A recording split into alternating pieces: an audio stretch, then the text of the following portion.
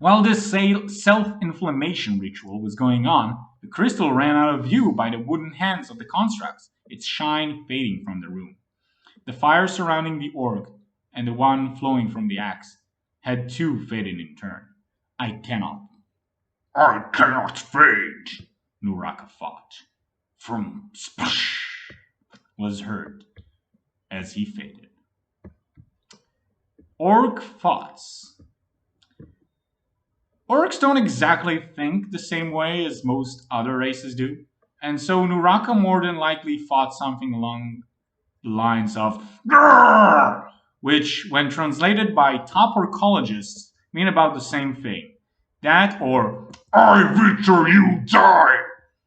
Regardless, both work out. The orc's body hit the floor face first. The smell of cooked dog filled the room, overcoming that of a wet one. Mika ran over to Nuraka's body, glancing at it with momentary shock and horror. Then went for the axe. It's not hot anymore. Mika's afterthought followed as he was grabbing a hilt not covered by the orc's fat hands and pulled. Nothing, and a slight pressure on his ears, probably from how red his face has gotten. Yeah! The halfling grunted as he fell on his ass. Splash! And with that, he was now up to his chest in water, practically swimming at this point. That damn orc is holding too tight, and it's heavy enough to begin with. At least my ears stopped ringing. Mika took to his feet, or rather to keeping afloat, lamenting in anger that his previously ruined outgoing suit was now further tarnished by seawater. This weapon is worth a lot. Mika tried to think through the situation. On the other hand, trying to chase after the Baetylus is suicidal. The orc could barely take on two of these golem things. I sure can't, especially not with water involved. Even if I break his palm with my sling, the axe is too heavy, too big, and its obviously weird magical nature did not make it as light as I'd hoped.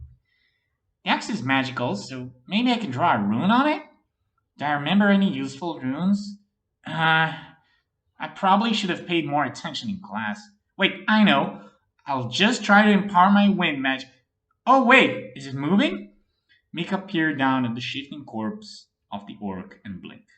The corpse blinked back. Grrr, it added. Nuraka? Mika inquired, half in a gasp, half in an ask. Grrr. Nuraka responded. This is amazing. How resilient can it be? Mika looked over the well-down orc in disbelief. The orc forced his brown eyes to meet Mika's own blue. Mika grinned in turn. The halfling reached into his backpack and pulled a crystalline vial. A light violet glow emanating from the otherwise pale white waters within. A symbol of a dove's single wing in profile was put atop the glass. Copper made plastered on the side of the container, alongside various cryptic-looking runes etched in the glass all around the potion bottle in a kind of circle. He uncorked it, put a hand over the large orc's jaw, pulled his mouth open, and poured the contents into the burned gullet. He closed them after he saw the liquid pool in. Swallow, Mika said, like a kindergarten teacher educating a child in the basis of the world. The halfling hoped to implement the idea in his trained orc's mind that he was in charge. And no, the swings not swinging at others is not allowed out of recess, young man. Nuraka did, and rather quickly the black crust that was his skin regained its mossy green color. His hair, like burnt bread, once more regenerated its straw-like strands. The large orc was able to dislodge himself off of the ground with enough of his wounds gone to keep him standing, but not enough to spare him the look of someone who could easily meet death at any moment. And that's a social call none of us wants to make. Mika snatched back the vial from the rising orc. He didn't have unlimited funds anymore, so he could probably get some gold or maybe even a discount by bringing a healing rune-etched potion bottle. He stashed it back in his pack as he looked up. He saw the orc use his newly regained power to pick up the axe and look at Mika. You're welcome. Mika glanced up at the orc with a smile. Where?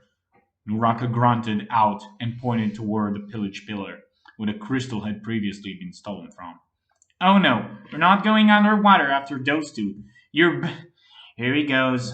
Mika glanced at Nuraka, who wasted no time to lunge and further swim down into the slowly rising water, which Mika now realized were rising at an accelerated pace. So he can speak? Mika was somewhat surprised. He heard that wild orcs speak in grunts, not in Frascan. Does that mean he never had a trainer at all? Or maybe the sailor was right and he was waiting for him further in Zensuon? It would make sense as to how he got on board openly if he's trained, but why would a trained orc run down here after the Grand Baetylus? Where's the magic axe from? Too many questions. The one to answer them just ran off, Mika hurriedly concluded. Once I can get him to listen, or at least find a way to carry the axe away from his corpse, I can be happy. His magic wasn't powerful enough to lift heavy things like the axe, not for long. Mika grumbled. Maybe he can use the magic in the axe to empower his own? But that's a long shot. The bottom line was, he should have trained more, for that tiny chance he might be forced to flee for his life, like now. Thanks, great.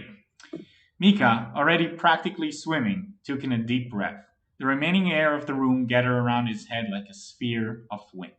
He then plunged his body and followed the orc into the watery depths outside of the broken ship.